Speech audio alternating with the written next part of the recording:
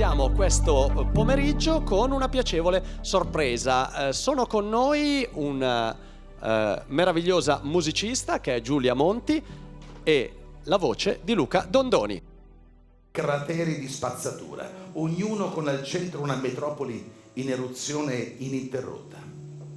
I confini fra le città estranee e nemiche sono bastioni infetti in cui i detriti dell'una e dell'altra si puntellano a vicenda, si sovrastano, si mescolano. Sostenibilità in città non è solo risparmio energetico, purtroppo è un tema che abbiamo approfondito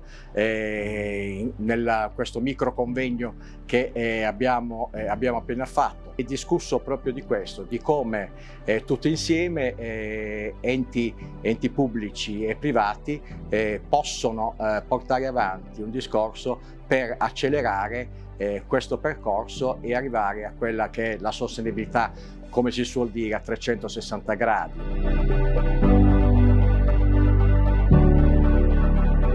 La città incorpora già dentro di sé tutti i materiali, anche se trasformati, il cemento, il vetro, il ferro, l'alluminio. Quindi l'idea che la città si ricostruisca con i propri materiali mi sembra che sia, come dire, una visione che inserisce l'idea di circolarità, di recupero, di perdita dell'idea del rifiuto invece come nuove risorse.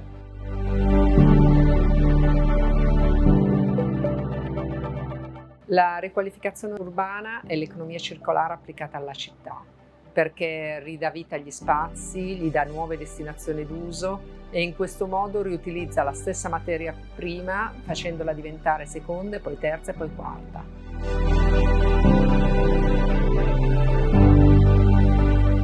Il riuso è sostenibile perché gli edifici sono già esistenti, perché magari avevano perso la loro funzione originaria. Dargli una nuova funzione è sostenibile perché non consuma suolo.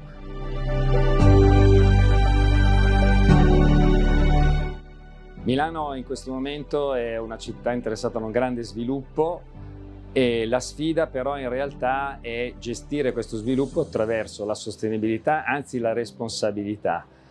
È importante guardare all'ambiente, guardare all'inclusione sociale e secondo me Milano può essere il vero laboratorio della sostenibilità per il futuro di questo paese.